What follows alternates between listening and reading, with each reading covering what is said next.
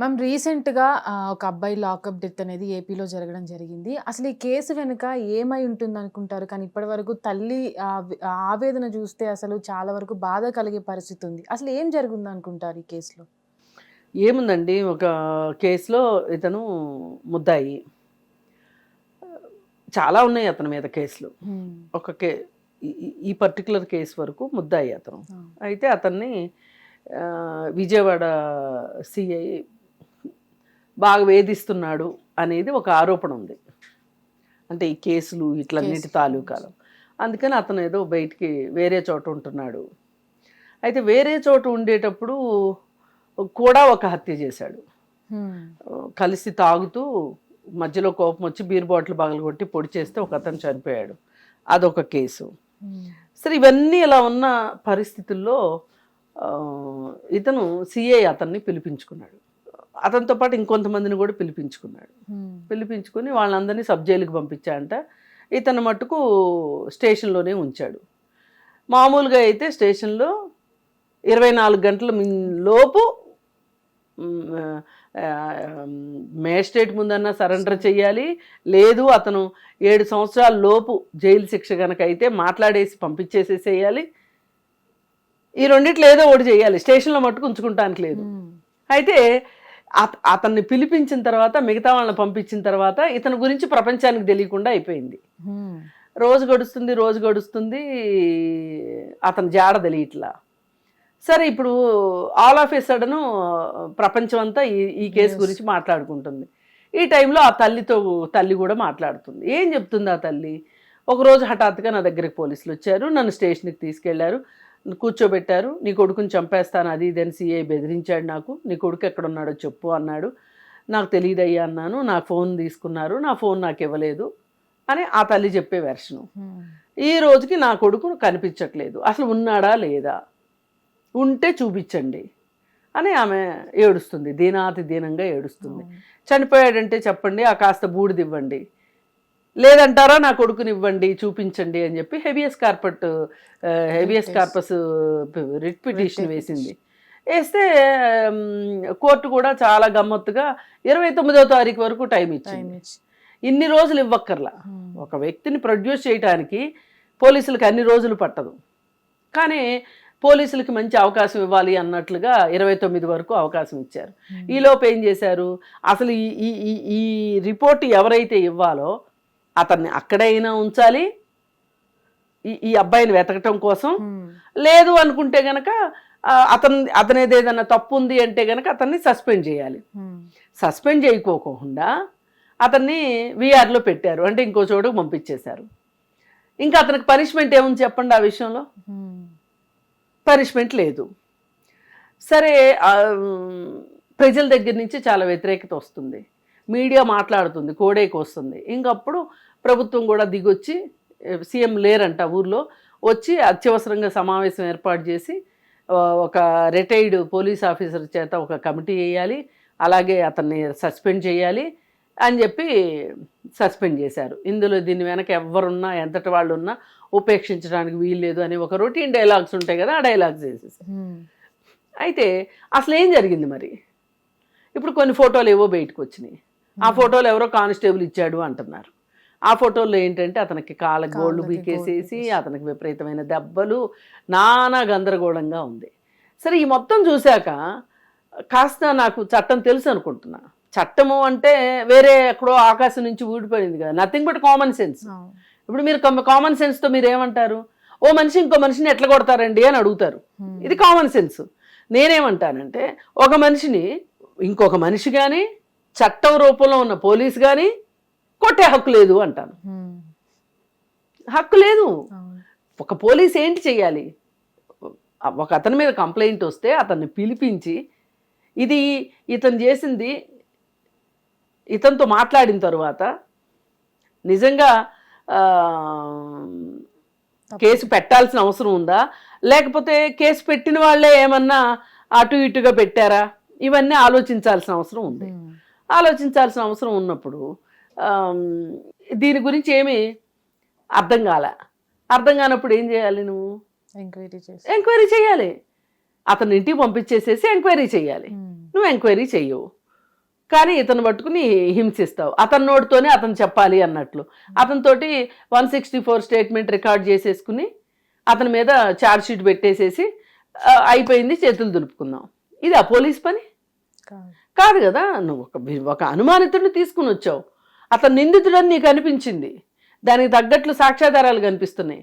ఆ సెక్షన్స్ తోటి నువ్వు ఛార్జ్ షీట్ వేయి, ముందుగా ఎఫ్ఐఆర్ చేయి. ఇవన్నీ ఏంటి అంటే ముందుగానే అసలు ఎఫ్ఐఆర్ కూడా వేయకుండా ఛార్జ్ షీట్ వేయరు.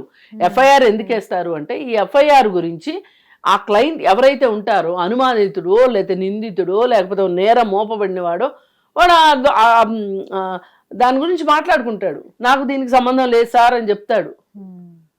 లేదు ఇది అది కాదు, కొంచెం డబ్బులు ఉన్నాయి అంటే హైకోర్టుకి వెళ్ళి క్వాష్కి వెళ్తాడు, క్వాష్ చేయించుకుంటాడు ఎఫ్ఐఆర్ని. మరి ఇలాంటివేమీ జరగలేదు.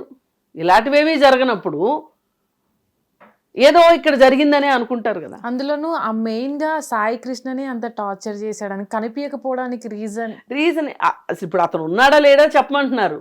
లేడు అని చాలా మంది గట్టిగా నమ్ముతున్నారు. మరి ఏం చేశారు, ఆ బాడీని ఏం చేశారు? ఒక నిజమే కొట్టారు, మీరు చంపాలని కొట్టకపోయినా అనుకోకుండా మీరు 3rd డిగ్రీ ప్రయోగిస్తుంటే చచ్చిపోయాడు అనుకోండి, ఏది బాడీ ఏది? దీంట్లో ఇంకో బాధాకరమైన విషయం ఏంటంటే మ్యామ్, అంటే తల్లి కనిపించకపోయిన తర్వాత అతని బాడీ కోసం దగ్గర ఉన్నటువంటి ఒక గవర్నమెంట్ హాస్పిటల్ మార్చరీకి కూడా వెళ్ళి చూసా అని కూడా చెప్తుంది. ఇది ఎంతవరకు అంటే తల్లికి కొడుకు కనిపించట్లేదు, పోలీసుల బాధ్యత? ఇది చాలా దారుణమైన విషయం అండి. కాకపోతే ఇక్కడ ఇంకోటి కూడా జరుగుతుంది. ఇది ఖచ్చితంగా పోలీసు వారి వైపు నుంచి మట్టుకు అతిపెద్ద వైఫల్యం ఇది. ఇప్పుడు దీన్ని రాజకీయంగా ఉపయోగించుకోవాలా, లేదు ప్రాంతీయతగా వాడుకోవాలా, పవన్ కళ్యాణ్ మీద కక్ష తీర్చుకోవాలా అనే కొంతమంది బయలుదేరారు. ఇప్పుడు ఇక్కడ రాజకీయంగా ఎవరికి అవసరం? అక్కడ ఆంధ్రప్రదేశ్లో అధికారంలో లేని వైసీపీకి అవసరం. ఇప్పుడు వైసీపీ ఏమంటుంది, అతను ఒక పలానా కులానికి చెందిన వ్యక్తి, అతన్ని డిప్యూటీ సీఎం కూడా అదే కులానికి సంబంధించిన వ్యక్తి, ఏమి డిప్యూటీ సీఎంకి అతని కులం అతన్ని కాపాడుకోవటం తెలియదా? అంటే కాపులు అంటే ఇంత అలుసైపోయారా? అంటే ఈ ప్రభుత్వం ఉంది ఒక్క కాపుల కోసమేనా? కాదు కదా. అదేమన్నమాట అసలు మీరు కులాల ప్రసక్తి ఎట్లా తీసుకొస్తున్నారు? ఇక్కడ అన్యాయం అయిపోయింది, చట్టానికి నష్టం జరుగుతుంది చట్టానికి. ఎందుకంటే చట్టం మనందరికీ అవసరమైన విషయం. ఇప్పుడు మిమ్మల్నైనా నన్నైనా ఇంకొకళ్ళనైనా మనల్ని శిక్షించాలి అంటే చట్టం ద్వారానే శిక్షించాలి, వ్యక్తిగతంగా శిక్షించడానికి లేదు. వ్యక్తిగతంగా ఏదైనా చేస్తే శిక్షలు ఉంటాయి వాళ్ళ మీద కూడా. మళ్ళీ ఇప్పుడు నేను దొంగతనం చేశానని మీరు అభిప్రాయపడుతున్నారు, మీరు నన్ను కొడితే కుదరదు. మీరు చేయాల్సిందేంటి, నేనే దొంగతనం చేశానని మీకు అనిపిస్తే మీరు పోలీస్ స్టేషన్కి వెళ్ళి కంప్లైంట్ ఇవ్వాలి. నేను ఈ ఆధారాల వల్ల ఆవిడనే నేను అనుమానిస్తున్నాను అని చెప్పి మీరు ఇవ్వాలి. ఇస్తే అప్పుడు వాళ్ళు నన్ను పిలిపించి మాట్లాడతారు. నేను మాట్లాడేదానికి అక్కడున్న సాక్ష్యాధారాలకి పొంతన కుదిరింది అనుకోండి, నా మీద కేసు మోపుతారు. అంతేగాని మీరు నన్ను కొట్టిస్తేనో లేకపోతే నా ఇంట్లోకి జొరబడి మీరు ఇంకో 4 మనుషులను వేసుకొని వచ్చి ఆ వస్తువులు, మీ పోయిన వస్తువులు ఏవైతే ఉన్నాయో మా ఇంట్లో ఉన్నాయని మీరు వెతికారనుకోండి, మీ మీద ఉల్టా కేసు అవుతుంది. అందుకని చట్టం అనేది చాలా అవసరం, ఎంత అవసరమైన విషయమో దాన్ని ఎంతవరకు వాడుకోవాలో అంతవరకే వాడుకోవాలి. పైగా ఈ చట్టాన్ని వాడవలసింది పోలీసులు. అలా వాడుకోకుండా పోలీసులు చేసింది తప్పు అయితే ఇక్కడ కులాలను తీసుకుని వచ్చి వైసీపీ కూడా తప్పు చేస్తుంది. ఇవన్నీ సరిపోనట్లు పవన్ కళ్యాణ్ మీద ఈ మధ్యకాలంలో ఇక్కడ తెలంగాణ వాళ్ళకి కోపం వచ్చింది. రైట్, తప్పులేదు, అతని వ్యవహార శైలి అలా ఉంది, వీళ్ళ వ్యవహార శైలి ఇలా ఉంది. కానీ ఆంధ్రప్రదేశ్లో లాకప్ డెత్ గురించి పవన్ కళ్యాణ్ మీద కోపంతో ఆంధ్రప్రదేశ్లో ప్రభుత్వం ఎట్లా నడుస్తుందో చూసారా? తెలంగాణలో ఇప్పుడు, తెలంగాణ ప్రాంతంలో ఇప్పుడు లాకప్ డెత్తులు జరగలేదు? జరుగుతాయి, దేశం అంతా జరుగుతున్నాయి. అవి జరగకూడదు అంటే ఇలా వ్యక్తులు, కులాలు, ప్రాంతాలు, పార్టీల్ని అడ్డం పెట్టుకోవద్దు. మనం అందరం ఎవరమైనా సరే చట్టాన్ని రక్షించుకోవాలని మనం ప్రయత్నం చేయాలి. మనకన్నా, మనం ఉన్న పార్టీల కన్నా, మనం ఉన్న ప్రాంతాల కన్నా, మనం పుట్టిన కులం కన్నా చట్టం చాలా గొప్పది. అందుకని చట్టాన్ని పరిరక్షించుకోవడం ఎట్లా అని ఆలోచించండి. కానీ కులాలను ఉద్ధరించుకోవడం ఎట్లా, ఈ కులాల పంచాయతీలో మన పార్టీ బాగుపడటం ఎట్లా అనేది ఆలోచించుకోకుండా ఇవాళ అతన్ని సస్పెండ్ చేశారు. దీనిపైన న్యాయ విచారణ జరుగుతుందని చెప్తున్నారు. ఆ న్యాయ విచారణ నిష్పక్షపాతంగా జరగాలని, ఇంకొక తల్లి ఎవరో కూడా నా కొడుకు కనిపించలేదు ఇట్లా అని ఏడ్చే దుస్థితి మటుకు కలిగించనియొద్దు. ఇప్పుడు ఆమె హెబియస్ కార్పస్ వేసిన ఉపయోగం లేదు, ఆమె రోడ్డు మీదకి వచ్చి గుండెలు బాదుకుంటున్న ఉపయోగం కనిపించట్లేదు, ఏం జరిగింది చెప్పట్లేదు. ఇప్పుడు సీఏని సస్పెండ్ చేశారు, ఇవాళ సస్పెండ్ చేస్తారు, 6 నెలల తర్వాత అతను యథావిధిగా డ్యూటీలో ఉంటాడు. అసలు అతని పైన హత్యానేరం మోపాలి, అతని పైన కేసు పెట్టాలి, సస్పెండ్ చేయటం కాదు. ఆ సిఐఏ బాధ్యుడు, ఎందుకంటే ఆ స్టేషన్ హౌస్ ఆఫీసర్ అతను కాబట్టి ఆ స్టేషన్లో ఏం జరిగినా, ఇప్పుడు మన ఇంట్లో ఏదైనా తప్పు జరిగింది అనుకోండి, ఎవరిని అంటారు? ఆ ఇంట్లో పెద్దోళ్ళు ఏం చేస్తున్నారు? పిల్లలు తప్పు చేస్తే ఎవరిని మాట్లాడతారు? పెద్దోళ్ళనే కదా. అలా అనమాట. అందుకని చెప్పి అతని పైన హత్యానేరం మోపి అతని పైన ఎఫ్ఐఆర్ నమోదు చేయాలని చెప్పి నేను అనుకుంటున్నా. చేస్తేనే వేరే పోలీసులకి కొంచెం జాగ్రత్తగా ఉంటారు. అంటే ఈ కేసులో హైకోర్టు కూడా జోక్యం చేసుకొని ఈ నెల 29 వరకు కూడా పోలీసులకు అవకాశం ఇవ్వడం జరిగింది. అంటే కనిపించని మనిషిని ఎక్కడి నుంచి తీసుకొస్తారని అంటారు? అంటే ఇది నిజమే అంటారా? తీసుకురాగలుగుతారు అంటారా? కాదమ్మా, బతికుంటే తీసుకొస్తారు, బతికలేకపోతే బతికలేదనైనా చెప్పాలి. అవును. ఇప్పుడు సస్పెండ్ చేశారు అంటే అర్థం ఏంటి? ప్రభుత్వం ఒప్పుకుంది లాకప్ జరిగింది అని. కానీ ఎందుకు ఒప్పుకోవట్లేదు అనేది ఇక్కడ ప్రశ్న. ఇప్పుడు అతను ఒప్పుకోవాలి, ఎవరో సిఐ ఒప్పుకోవాలి. అందుకే సిఐ పైన హత్యానేరం పెట్టాలి, హత్యానేరం కేసు పెట్టాలి. ఇప్పుడు పోలీసుల పైన, ఇప్పుడు నక్సలైట్ల పైన ఎన్కౌంటర్లు చేస్తున్న పోలీసుల మీద కూడా హత్యానేరం మోపే కేసులు పెట్టాలి అని చెప్పి డిమాండ్ చేసింది ఇందుకే. మా దగ్గర తుపాకీ ఉంది, మాకు చట్టం ఉంది మా చేతిలో, మేము మా ఇష్టం వచ్చినట్టు ఆడుకుంటాము, మాకు కనిపించింది అందులో కాల్ చేస్తాము అంటే కుదరదు. నువ్వు నీ బుల్లెట్లకి నువ్వు సమాధానం చెప్పాలి, లెక్క చెప్పాల్సిందే ప్రభుత్వానికి.